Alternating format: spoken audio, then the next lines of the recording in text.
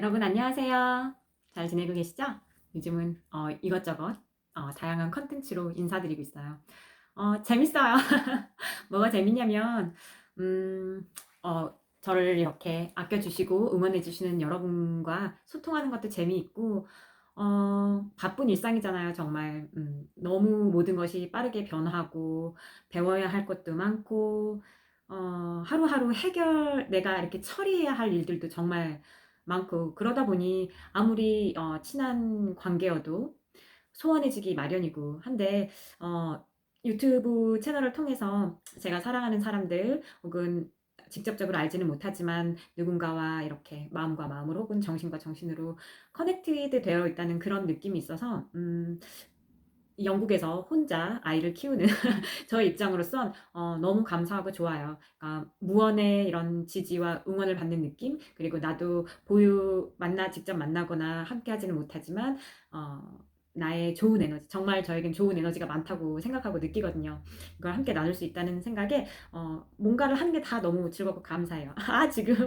지금 제 방 창문이에요. 여기 제 방은 되게 서양 집들이 그라운드 플로어가 이제 리빙룸 그다음에 키친이라고 생각하시는데 저희 집은 좀 반대예요. 업사이드 다운이에요. 그래서 아래층에 침실이 있고 위층에 리빙룸과 시팅룸과 그다음에 키친이 있어요. 그래서 지금 이렇게 뒤쪽으로 차들이 많이 이렇게 보이죠? 제 방이에요. 저희 침실이에요. 아늑하죠? 오늘은 어떤 주제로 갑자기 생각이 나서 제 주변에 가까운 사람이 가끔 저를 힘들게 할 때가 있어서 그것에 대해서 좀 보편적인 이야기를 나눠보고 싶어서 이렇게 영상을 켰어요. 바로 비판만 하는 사람이에요. 사람들이 크게 비판만 하거나 아니면 아무 생각 없거나 덜어는 이제 좋은 생각 객관적으로 이제 상황을 파악하고 나 자신에 대해서도 파악하는 그런 사람도 있지만 꼭 그런 사람들이 있단 말이죠. 이제 남을 비난하고 비판하는 사람에 대해서 좀 이야기를 해보고 싶었어요. 꼭 그런 사람들은 이제 비판하는 사람들은 남 탓을 하죠. 가끔 이제 저희 아이도 그러니까 뭔가가 잘 안 되거나 그러면 이거 엄마 탓이야 이래요. 그 심정 이해하죠. 아직 어리니까 이제 그걸 자기에게 돌리기보다는 무엇에서 원인을 찾아야 할지 모르니까 남에게 탓을 돌려서 모든 걸 전가하려는 남 탓하거나 어떤 사람은 또 비판만 하는 사람 중에는 그런 사람도 있어요. 남 탓도 하고 자기 탓도 하고. 어때요? 둘 다 경험해 보셨나요? 둘 다 저는 최악이라고 생각해요. 동의하시죠? 그래서 이제 그런 사람들은 그러니까 자꾸 남에게서만 원인을 찾으니까 자기 마음에는 억울함, 원망 이런 것만 쌓여가고 결국에는 문제의 이제 진정한 해결점을 찾지 못하는 거죠. 예를 들어서 아이가 막 글씨를 썼어. 글씨를 쓰고 있는데 갑자기 삐뚤빼뚤하게 잘 안 돼. 뭐 틀렸어. 그래서 이거 다 엄마 탓이야. 내가 집중하고 있었는데 엄마 내 옆을 지나가서 뭐 글씨가 삐뚤어졌어. 예를 들면 이제 저희 아이는 그렇다는 건 아니고 그렇다고 하면 아이는 이제 엄마가 그런 이렇게 지나간 상황적인 걸 비난하면서 이제 그 원인을 찾지 않고 이제 남 탓을 하는 거죠. 그러면은 내가 그 순간 무엇 때문에 이렇게 됐고 이거를 해결하려면 어떻게 하고 그 방법론적인 거를 찾기가 어렵단 말이죠. 그리고 또 이제 그런 심리에는 무의식적으로는 도망가고 싶은, 회피하고 싶은 그런 욕구가 있는 거예요. 그러니까 이걸 온전히 수용하고 받아들이지 못하고 이제 남을 비난하거나 비판하거나 혹은 내 탓도 하고 남 탓도 하면서 그냥 탓으로만 그 선에서만 끝내고 문제점을 해결해서 위로 올라가는 더 한 단계 넥스트 스텝으로 가는 걸 하지 못하는 거죠. 그거에는 저는 이제 두 가지 요인을 제대로 파악하지 못해서 그렇다고 생각해요. 일단 어떤 문제가 벌어졌을 때는 상황적인 요건도 예를 들어서 내가 글씨를 쓰고 있는데 엄마가 지나갔어. 그래서 그 순간 나의 정신력이 몰입이 떨어졌어. 그거는 상황적인 요인이 맞죠. 그죠? 그런 객관적인 상황적 요인이 있다는 건 절대 무시할 수 없어요. 그리고 주관적인 요인도 있겠죠. 예를 들어서 내가 이렇게 하고 있었는데 엄마가 지나가는 그런 상황 때문에 나의 몰입이 깨졌어. 뭐 정신 집중이 깨졌어. 그러면 나의 집중이 깨진 것도 또 다른 이거는 나의 요인이 되겠죠. 그러면 이 두 가지를 명시적으로 구분해서 볼 때만 정확하게, 그러니까 이걸 메타인지라고 하죠. 그러니까 상황적인 것과 그다음에 나 자신에 대한 걸 정확하게 구분을 할 수 있어야만 이제 긍정적인, 그러니까 넥스트 스텝으로 나가는 건설적이고 비난과 비판이 아닌 긍정적인 해결점으로 나아가는 대화가 가능한 거죠. 근데 주로 이런 게 안 되는 게 부부 사이 아닐까요?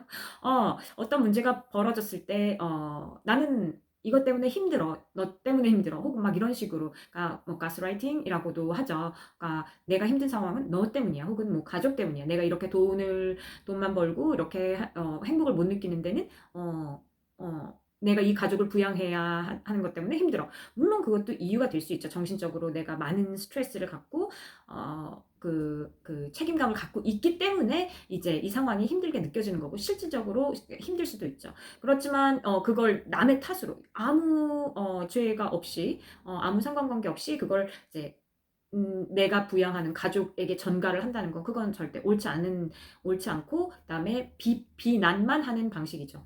그러니까 예를 들어서 상황이 힘들다. 예를 들어서 일이 너무 많다. 그런 객관적인 상황, 직장에서 스트레스가 너무 심하다. 오케이, 그건 상황적인 요인이 맞고, 두 번째로는 나의 역량이, 나의 그릇이 이 스트레스를 다 감당하기에는 지금은 크기가 작아. 혹은 그렇기 때문에 나는 어떤 방법이 필요해. 내 그릇을, 스트레스를 담아내고 견뎌낼 수 있는 마음의 근육을 키울, 뭐 시간이 필요해. 마음의 근육을 키울, 혹은 누군가의 도움이 필요해.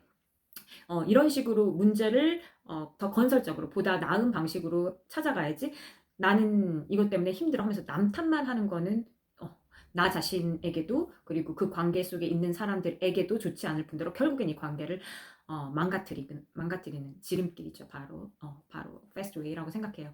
그래서 제가 하고 싶은 말은, 음, 이렇게 긍정적인 비판으로 가기 전에는 늘 내가 깊게 생각을 해야 한다고 생각해요. 그리고 말을 하기 전에 나의 생각을 좀 정리를 해보고, 내 상황도 정리를 해보고, 그다음에 그러니까 나를 제3자의 시선으로 나의 상황과 나를 바라볼 수 있는, 그러니까 일기를 쓰는 것도 되게 좋고, 혹은 가끔 멍하니 이렇게 시간을 가지면서 이거를 이렇게 3자의 시선으로 볼 수 있는 그런 시간을 갖는 것도 굉장히 중요하다고 생각해요. 근데 대부분의 이제 한국의, 모르겠어요. 지금은 많이 바뀌었지만, 세대도 바뀌고 음, 상황도 조금씩은 나아지고 있지만, 그럼에도 불구하고 대개의 보통의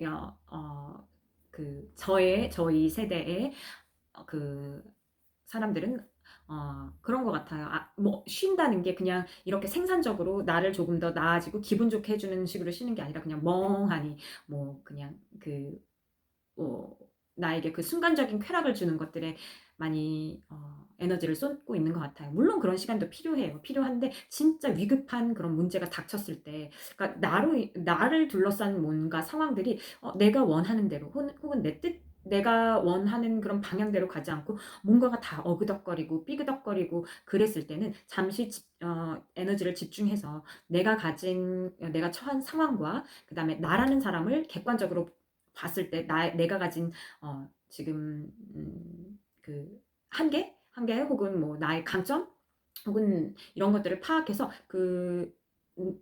긍정적으로 나를 돌아볼 수 있는 시간을 갖는 게 되게 필요하다고 생각해요. 근데 항상 이 시점에서 제가 드리고 싶은 말은, 첫 번째 제일 중요한 건 내 탓이 아니다라는 거는 누구나 다 생각하고 시작하셨으면 좋겠어요. 탓이 아니고 단지 그냥 주관적인 요인이 있고 상황적인 요인이 있는데, 이런 것들을 어떻게 종합해서 바라보고 거기에서 어떤 해결책을 도출할 수 있는가, 그것에만 집중을 하면 누군가를 비난하거나 쓸데없이 에너지를 낭비하면서 비난하거나 비판만 하는 사람이 되거나, 그렇게 해서 나를 갉아먹고 내 관계를 파국으로 치닫게 하는 그런 일들은 벌어지지 않을까 하는 생각이 들어서 이렇게 생각을 정리해 봤어요.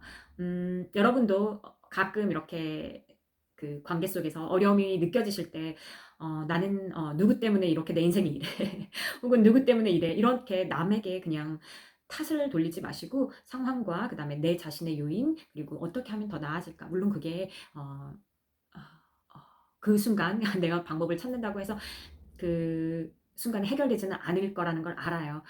알긴 하지만 그래도 내 마음이 계속 불편하고 힘들잖아요. 그럴 때 어, 어, 음, 내 탓은 아닌데 이러이러한 상황이야.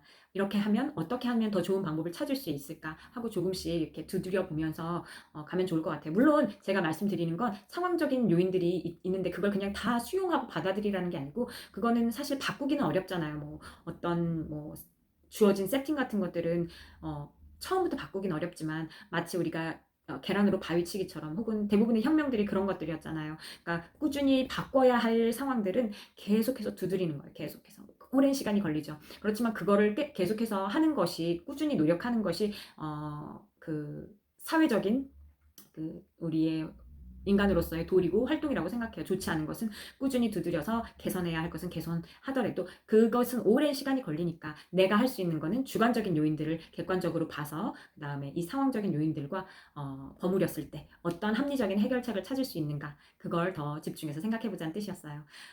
그러면 여러분도 마음 편안하고 누군가를 탓하고 비난하기보다는 나에게 맞는 메타인지 전에 계속 지난번에도 말씀드렸다시피 나를 제대로 이해하고 알고 더 나은 방법을 넥스트 스텝을 찾아가는 삶에 집중하기를 응원드릴게요.